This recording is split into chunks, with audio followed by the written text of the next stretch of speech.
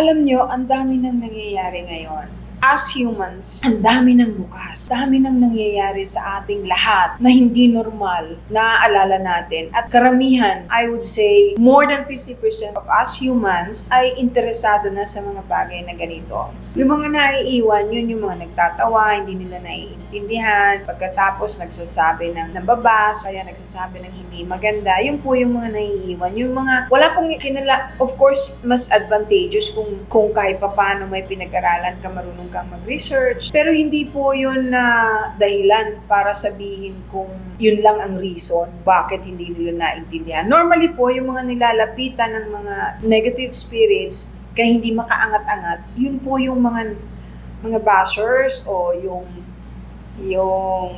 anong tawag doon, yung nangaalipusta, yung nagsasabi ng hindi maganda kahit hindi sila inaano.